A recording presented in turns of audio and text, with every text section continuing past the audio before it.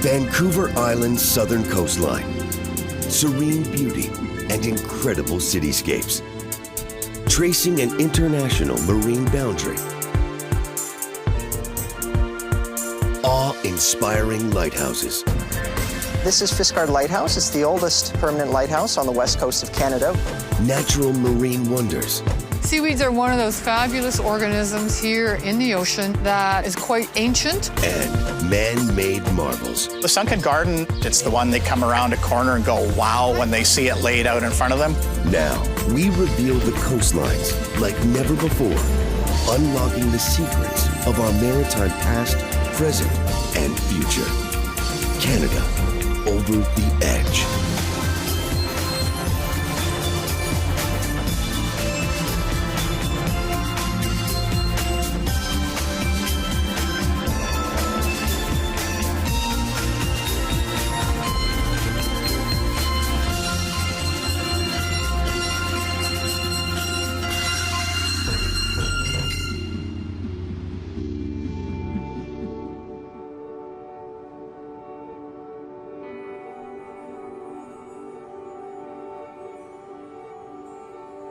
On the west coast of Vancouver Island, Carmana Point Lighthouse marks the entrance to Juan de Fuca Strait.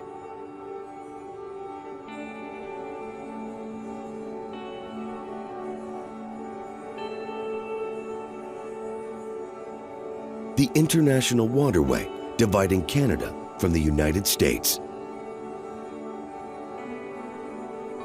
The site of hundreds of shipwrecks, Juan de Fuca Strait had been infamous to mariners as far back as the 1850s.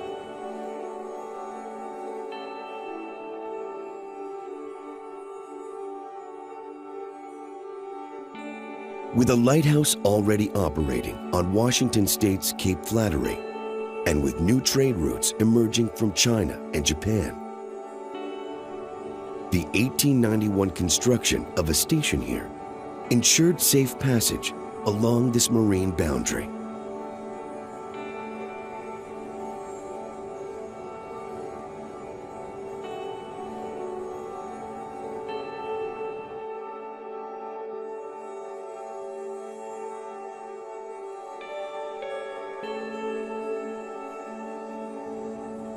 "20 kilometers southwest, Port Renfrew marks a rare human presence along this far-removed stretch of Canada.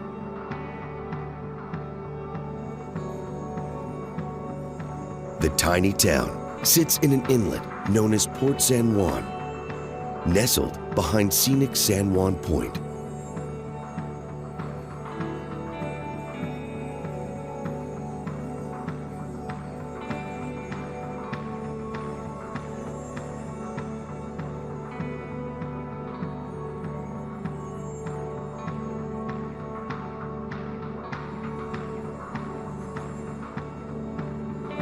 Around the point, to the southeast, Juan de Fuca Provincial Park lies ahead.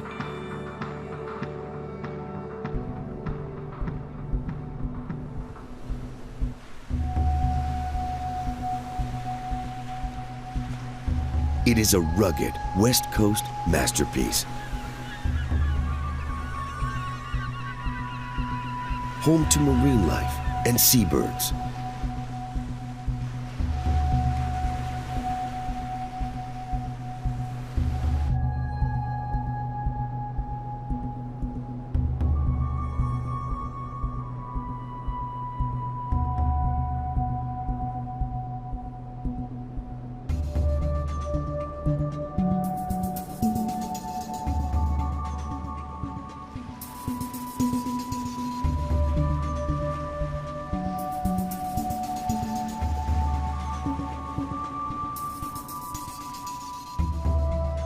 The warm climate and high precipitation make this the perfect setting for some of Vancouver Island's most impressive forests.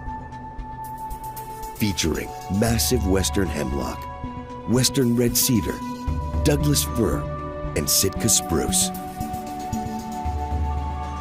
On the shoreline, spectacular sea caves stretch more than 20 kilometers.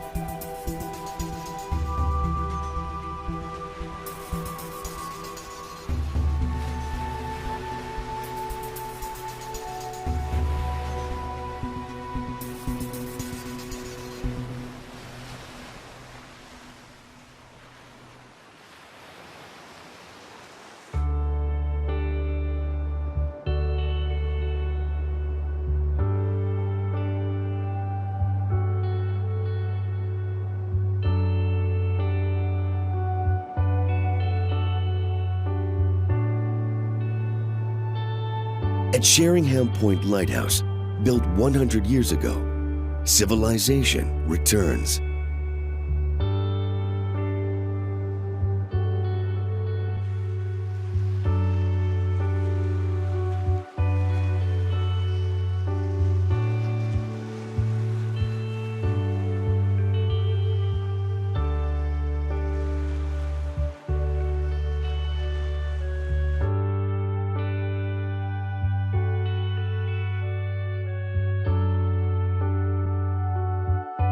This is the town of Souk, home to just over 10,000 people, the westernmost community along Vancouver Island's southern coast.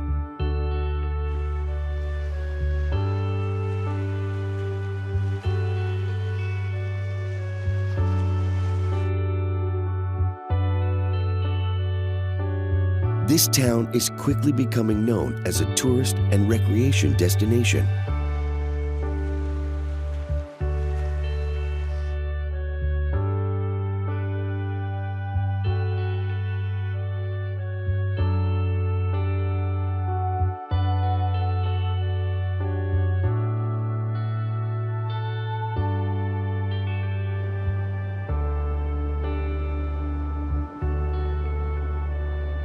Souk residents also carry a strong connection to the open waters beyond, harvesting its rich, unique resources.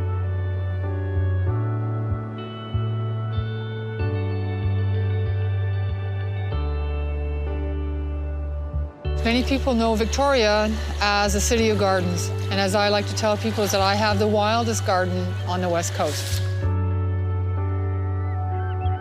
I'm standing here on Whiffen Spit in Souk, British Columbia, the west coast of Vancouver Island. Right behind me is the Juan de Fuca Strait and the beginning of the outer coast. The Juan de Fuca Strait is big, broad, and wide, and way over my right shoulder, you are looking into the Olympic National Park of the United States. Seaweeds are one of those fabulous organisms here in the ocean that is quite ancient, evolutionary-wise, 600 million to 1 billion years of age. Seaweed is an algae that grows here. We have about 700 different species on this coastline, and it is the precursor of all land plants. So we harvest the wild seaweeds from this coastline, and we design and manufacture over 40 different skincare products for the spa industry, and we sell these products now worldwide.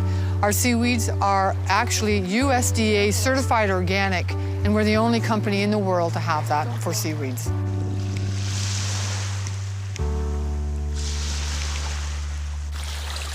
What I have here is the fastest growing plant on the planet, period.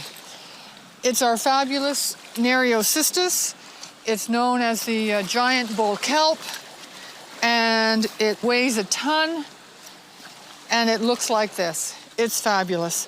It's clean, it's fresh, and I'm still holding it up over my head, and it's still trailing way behind me on both sides. This particular seaweed starts to grow on December 21st, no joking. Seaweeds are linked to the tilt of the earth towards the sun. So on the winter solstice, they start to grow. We harvest this seaweed in August. We're just finishing up now. And it can be a fabulous 35 meters in length. They don't have a stem or bark like a plant. This one here has a huge, big, long stipe, almost like a snake. And it's the flexible part of the seaweed that gets it up into the ocean. So it takes its nutrients directly in.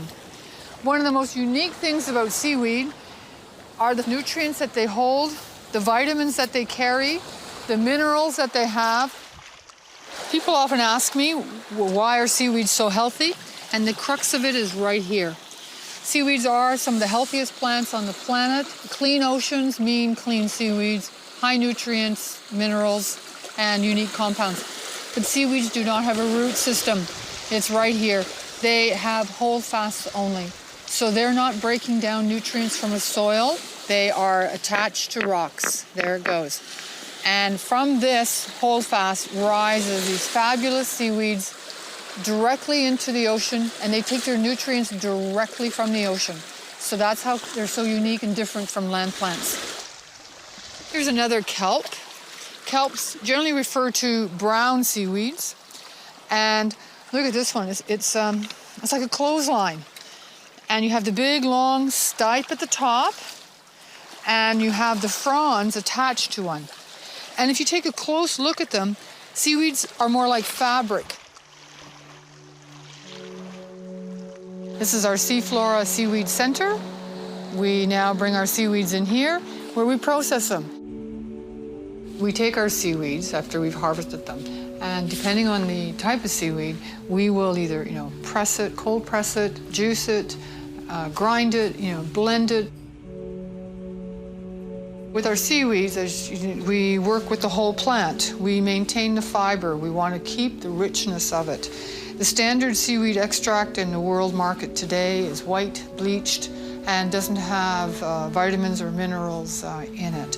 This means for us is that our products that we create from our wild seaweeds are rich and varied in their colors, in their textures, and in their purposes. So we really like to take advantage of that beautiful wild resource out there and minimally treat it to make some very interesting products.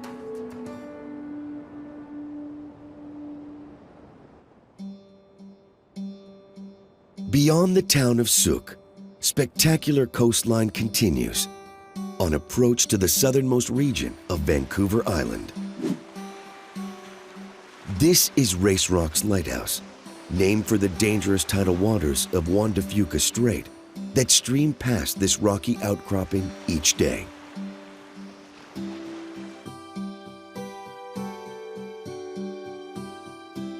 Race Rocks predates Canada itself, built by the British government in 1860.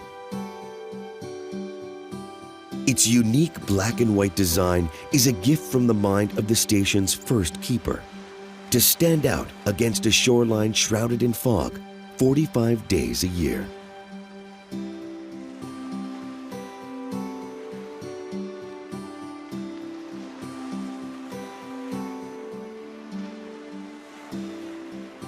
At 24 meters high, it is the only stone lighthouse in British Columbia, built of granite quarried in Scotland and sandstone from Gabriola Island to the north.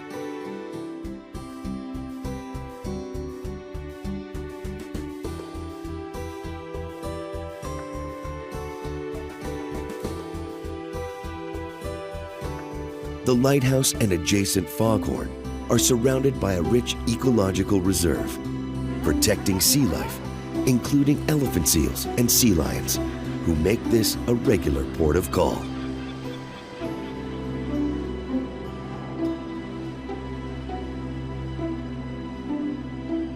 Race Rocks is one of two iconic lighthouses built by the British. Its sister station, Fiskard, sits on Vancouver Island, just miles away.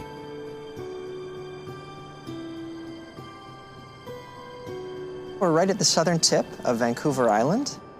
This is the oldest permanent lighthouse on the west coast of Canada. It was built, it's actually older than Canada if you think about it, built in 1860, so during the colonial period. And it stood here for over 150 years, marking the entrance to Esquimalt Harbor, the way towards Victoria, and a number of safe anchorages in between.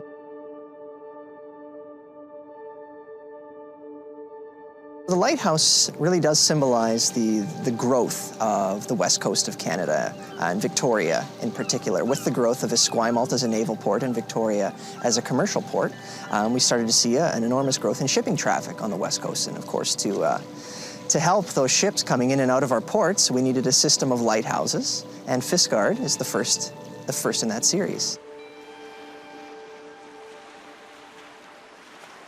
The tower sits about 100 feet above the water, right? Kind of giving that light at the top can be seen approximately 12 miles out to sea on a clear day.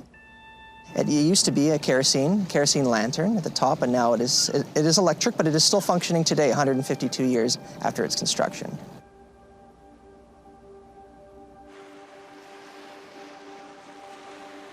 Fiskard Lighthouse does mark the entrance to Esquimalt Harbour, which is the home of Canada's Navy on the west coast. So for a sailor heading out, it's most likely one of the last Victorian landmarks that they see on their way out to sea, but it's most likely a welcome sight on the horizon as they make their way back into Esquimalt Harbour on their way home. It's definitely one of the most photogenic sites in the area, and a lot of people see the lighthouse, even a lot of people who haven't even been here, see the lighthouse as a symbol of not just the West Shore area, but of Victoria. But it really does represent the connection between Victoria and the ocean.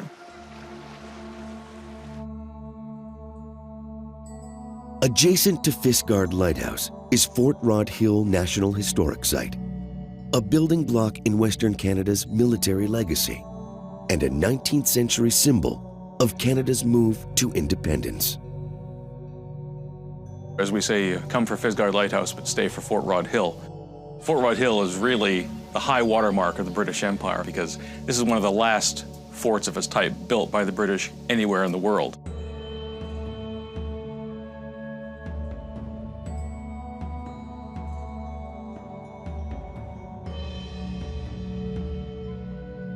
The British began using Esquimalt Harbour in the 1840s, but they didn't build anything ashore until the Crimean War in the 1850s. And Fort Rod Hill, as I say, was constructed in the 1890s as a permanent solution to the problem of coast defense in this area. Some of the areas around here are built to be defended for up to a period of several days.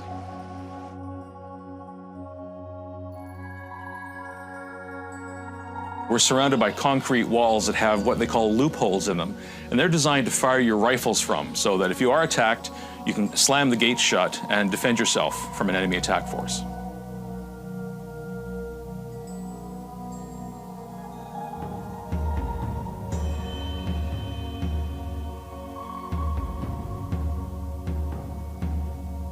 Fort Rod Hill is composed of 3 separate gun batteries. There's an upper and a lower and a place called Belmont Battery.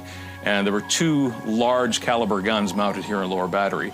They could fire a 45-kilogram shell up to a distance of about 7.5 kilometers.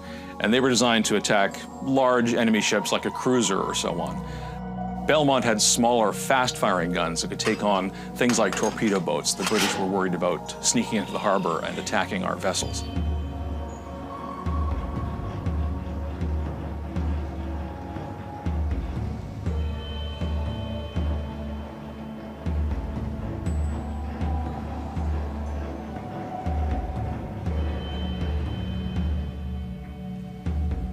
There's no particular worry here from malaria and things like that, so it was a pretty good station to be posted to.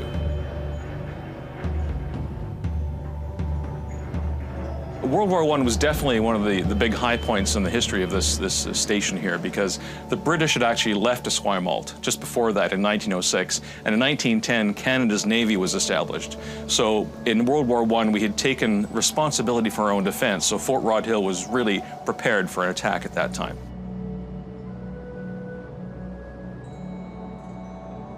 Part of our program here at Fort Rod Hill National Historic Site is we try and show the whole gamut of the fort's history from the 1890s right up until the 1950s. And we actually have a unique piece of Canadian history which we demonstrate here for people. It's a Second World War Bren light machine gun. And we're actually going to see one of our staff demonstrating for you, firing blank ammunition, of course, the World War II Bren gun. We'll see him load it up and actually put rounds in the chamber and fire off the Second World War Bren gun. It's the only place in Canada you can see this.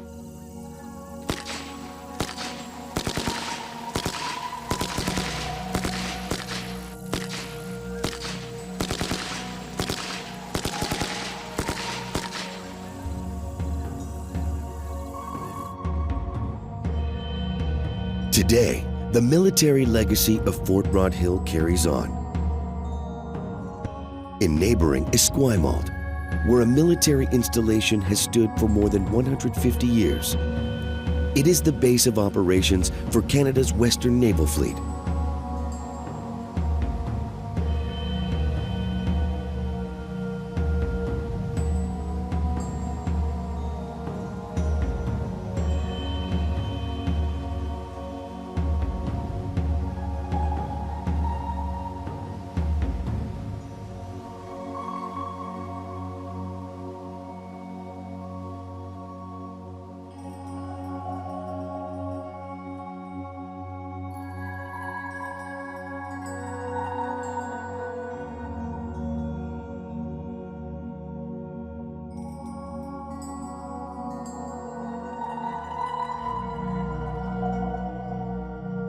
Esquimalt is home to more than 4,000 military personnel working here and abroad.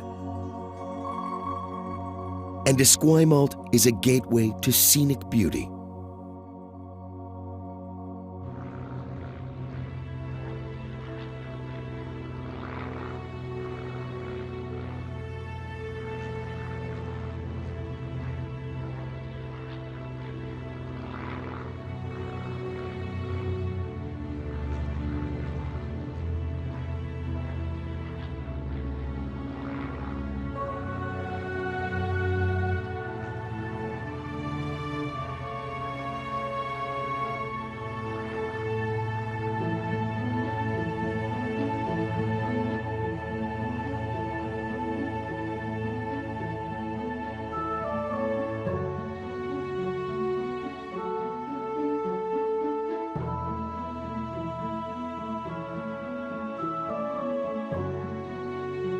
Victoria, British Columbia.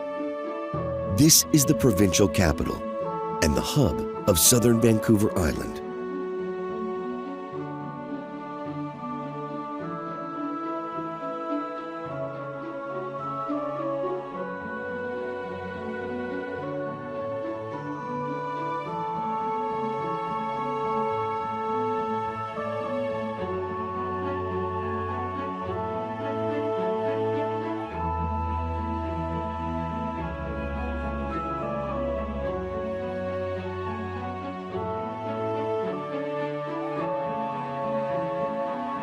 Home to the First Nations Salish peoples for thousands of years, the Victoria region was first encountered by European explorers in the late 1700s. It remained a small outpost until the 19th century, when the Fraser River Gold Rush pushed the population from just a few hundred to more than 5,000 people, almost overnight.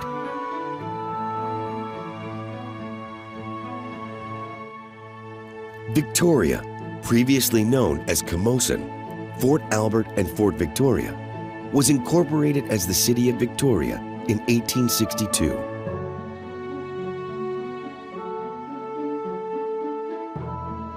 Today, the region is home to 350,000 people, a destination for 3.5 million tourists each year.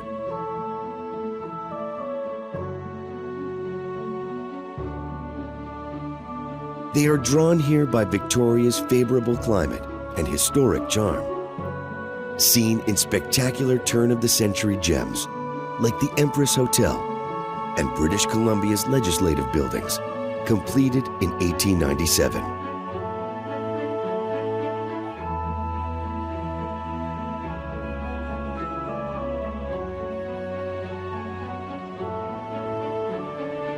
These symbols of Victoria's past front onto a bustling modern harbor.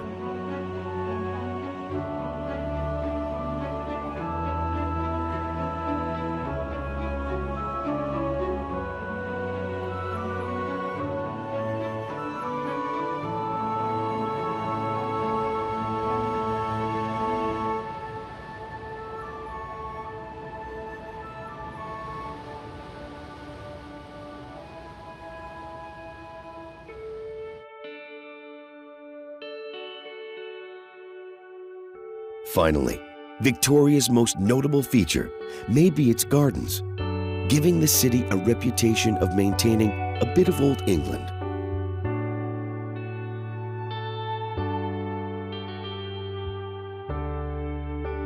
Gardens thrive in the city, but nowhere more so than historic Butchart Gardens.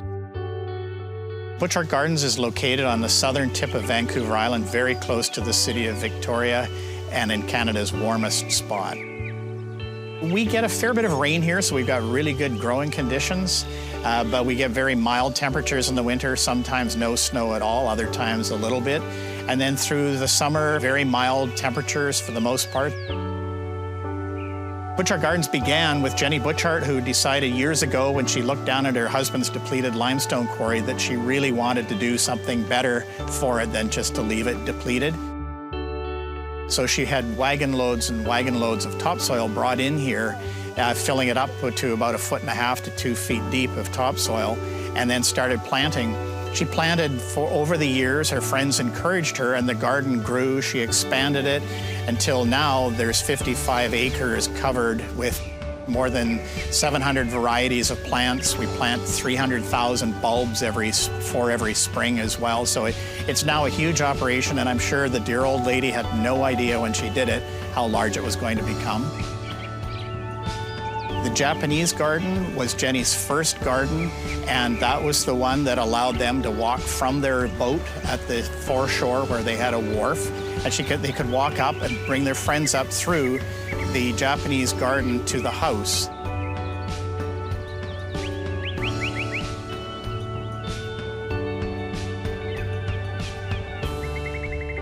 Butchart Gardens, though, itself really began when the sunken garden was put in. That was the time when it really pitched over from being a small garden that belonged to Jenny Butchart herself and then became the larger garden called Butchart Gardens.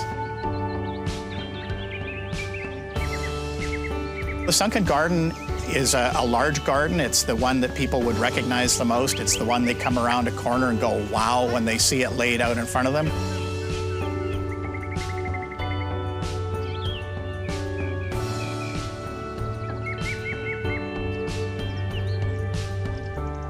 What's known now as the Italian garden began its day as a tennis court. They decided as they grew older that they needed to do something else with it, and one of their friends drew out on a napkin the idea of it becoming an Italian garden.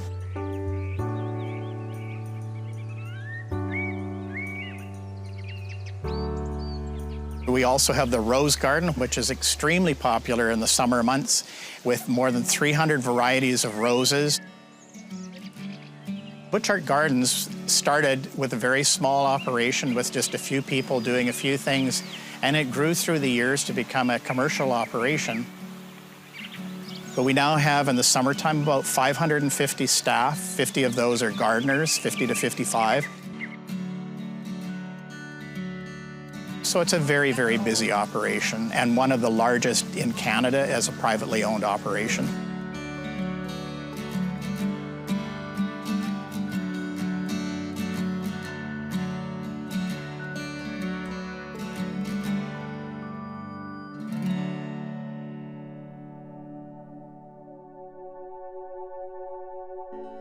Heading north, we trace the contours of Saanich Peninsula along the protected waters of Saanich Inlet and Satellite Channel Ecological Reserve.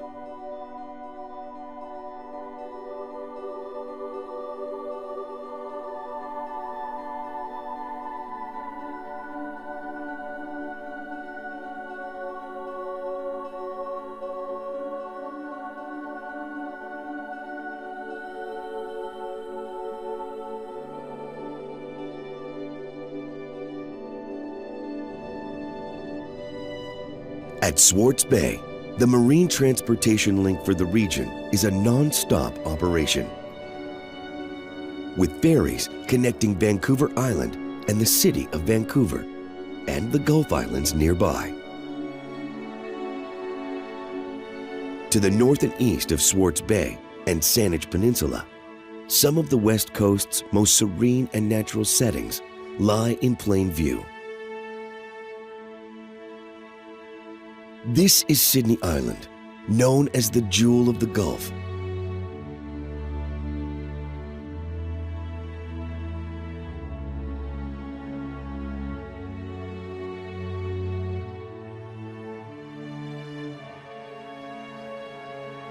Sydney Island's northern shoreline features Sydney Spit Marine Park, more than 400 acres of protected area, including a rich lagoon and sand spit.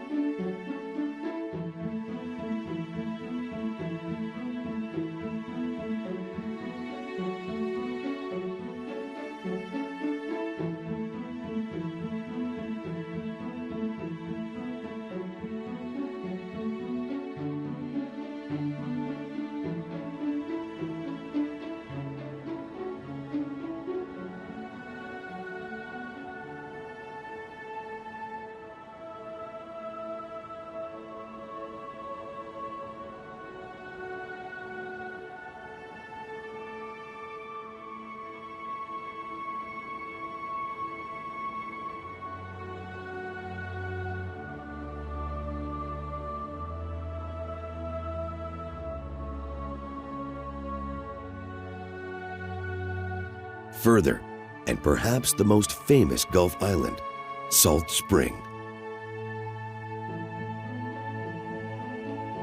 It was the first to be settled by the Coast Salish First Nations thousands of years ago, then by 19th century pioneers from Europe, Hawaii, and African Americans fleeing slavery in the South.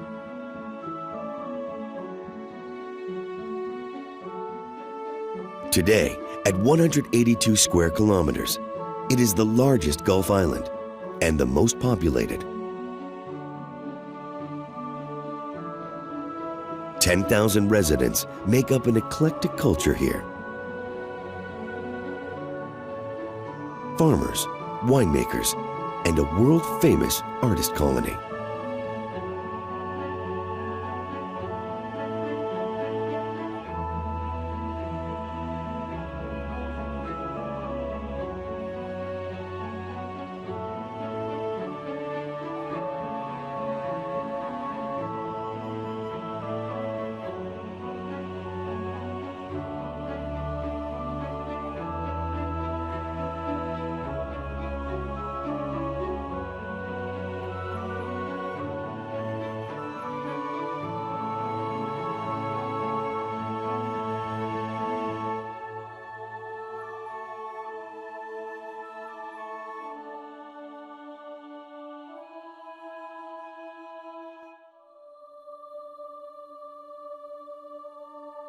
Along the southwest shore of the island lies Mount Maxwell Provincial Park,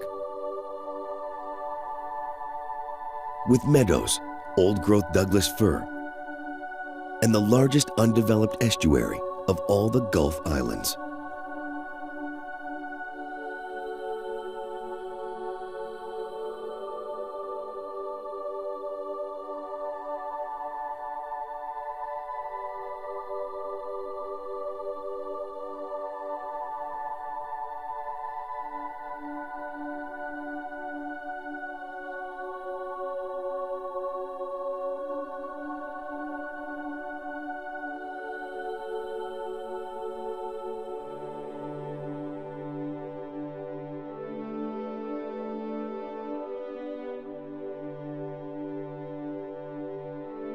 From high above, Baines Peak offers spectacular vistas of the surrounding coastlines.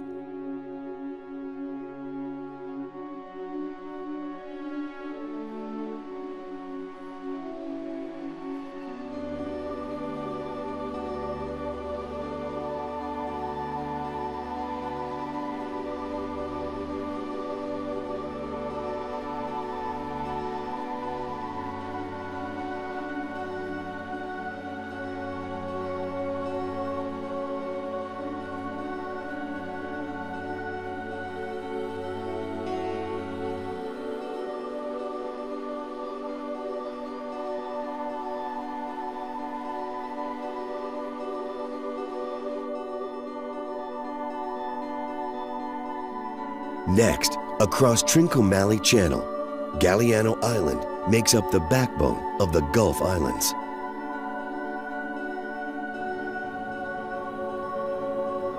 More than 27 kilometers long and an average of 3 kilometers wide, it divides the chain from the open waters of the Strait of Georgia.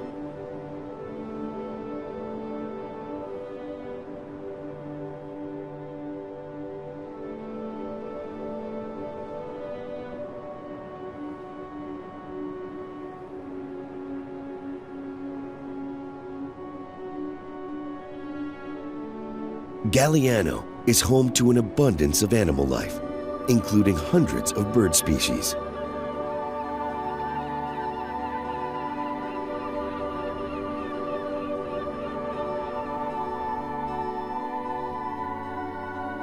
The northern tip of the island is marked by Porlier Pass Lighthouse and Dionisio Point Provincial Park, with sandy beaches, rocky points, and a stunning tidal lagoon.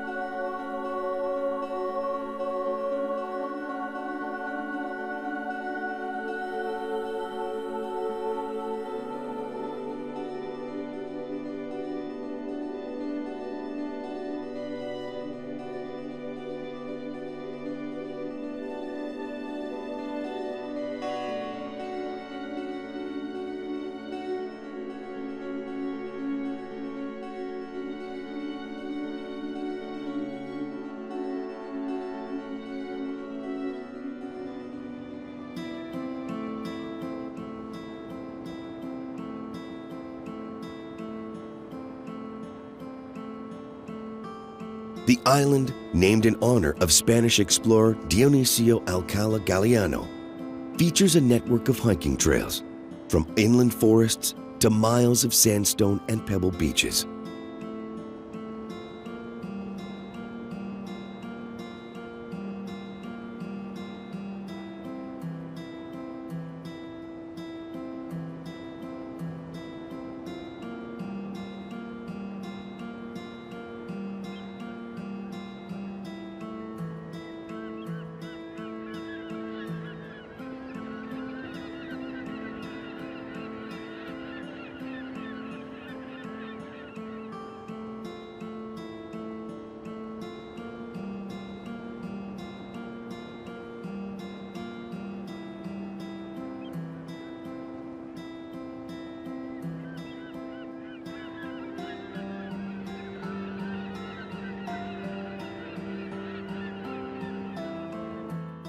From the serenity of the Gulf Islands, another symbol of Vancouver Island lies in the distance.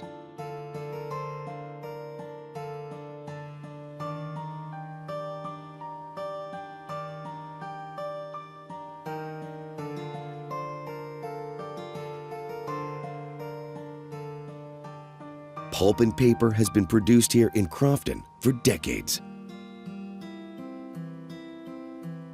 With 3 paper machines and 2 pulp machines, the facility produces more than 205,000 tons of newsprint each year.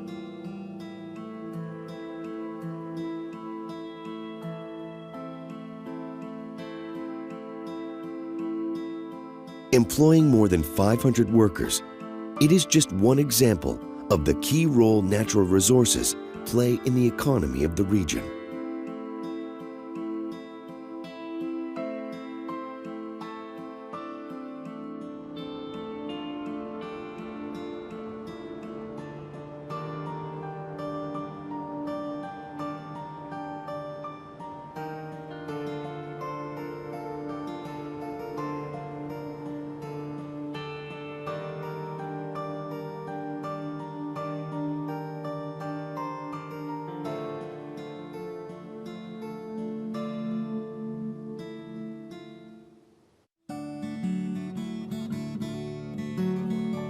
Not far from British Columbia's capital city, Victoria, a West Coast refuge lies just out of sight.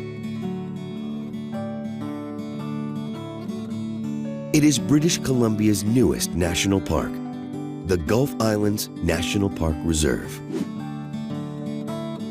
A rich palette of islands, meadows, hills, and headlands set in a spectacular body of water known as the Salish Sea. The Gulf Islands are a little gem in between Vancouver and Victoria, and they're right along the U.S. border.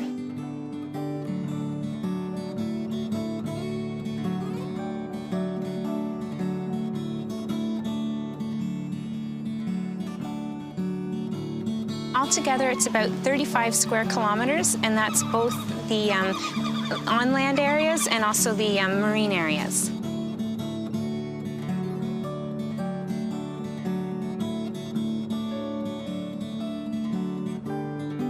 In many parts of the park, you actually are looking out on the ocean onto the markers that mark the U.S. border.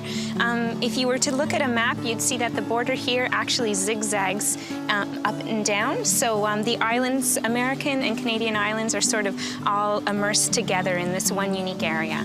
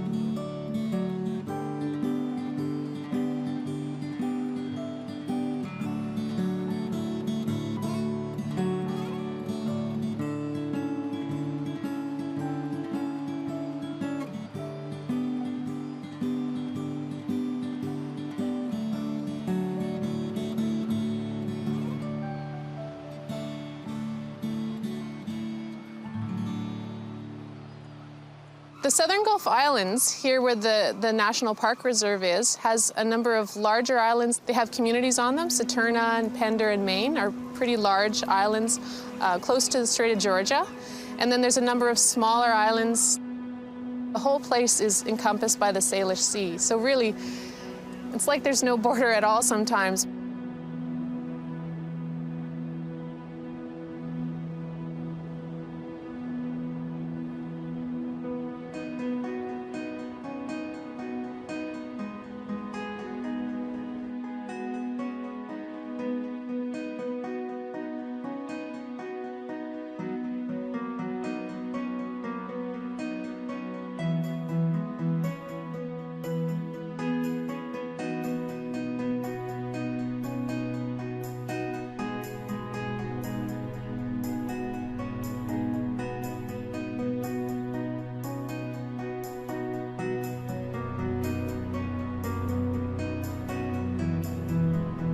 For thousands of years, people have come to the Gulf Islands, and our archaeological record shows that First Nations history stretches back 13,000 years. And this place is still very important and continued to be used by the Coast Salish today. And back in the mid-1800s, the British, Central Canadians, and Northern European settlers came to homestead. They were soon followed by Kanaka people, which were Hawaiian, Chinese, and Japanese people. So all of these groups helped to make up the rich cultural mosaic. There's a number of different ecosystems that we protect in the park, and they support a lot of different species, including sea lions, seals, migratory songbirds, and also a really special ecosystem called the Garry Oak ecosystem. And we've actually won international recognition for some of our work to restore it. It's known for really gnarly old oak trees and then floral meadows that tend to surround it.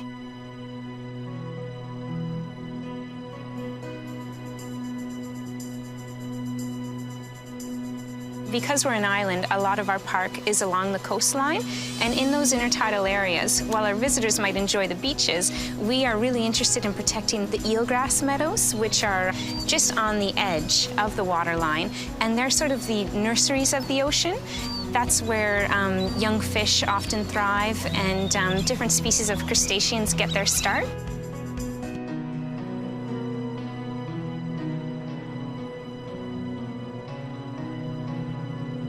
Of course, marine transportation has always been an important element and critical to connecting communities and the islands, and it still is today.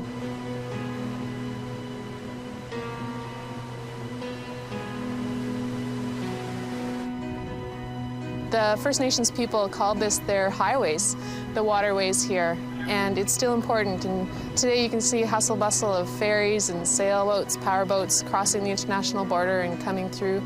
It's a very interesting place to be.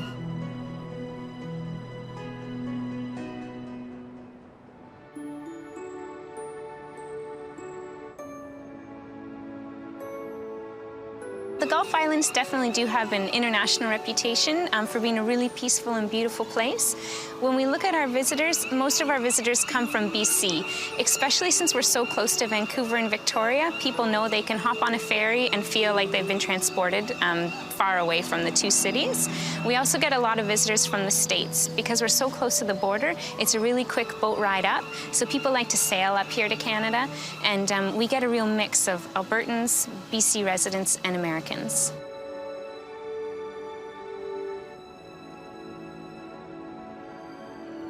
I think my favorite place would probably be Saturna Island.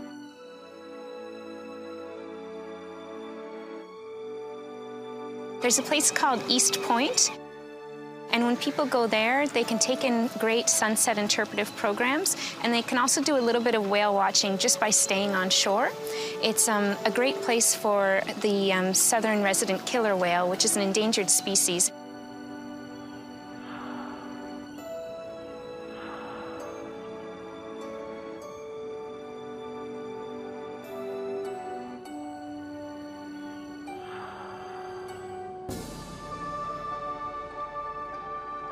So when you're there, you're almost guaranteed to see a seal. Often you can hear the sea lions barking.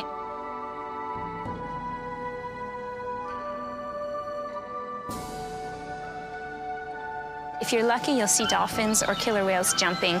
It gives people that really sacred experience.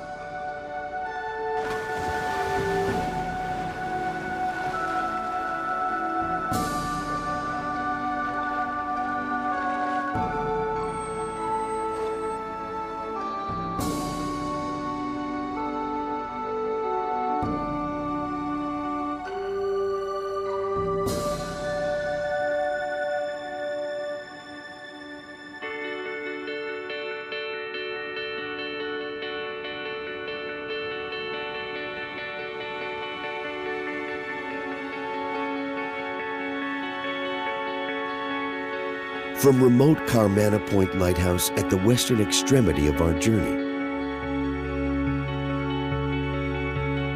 to the bustle of BC's capital city, Victoria and the surrounding region, the southern coast of Vancouver Island recounts a human legacy of exploration and independence.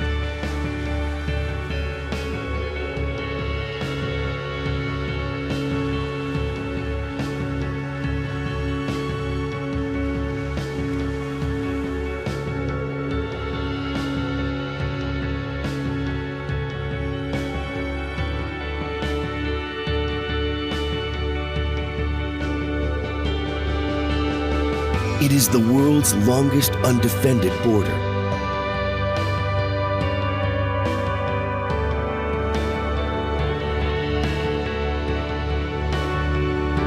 Yet here, something deeper is revealed in the wonders of the waters beyond.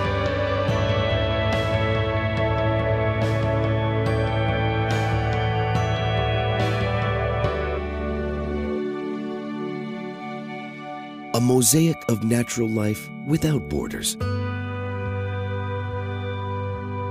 Here on the edge of Canada.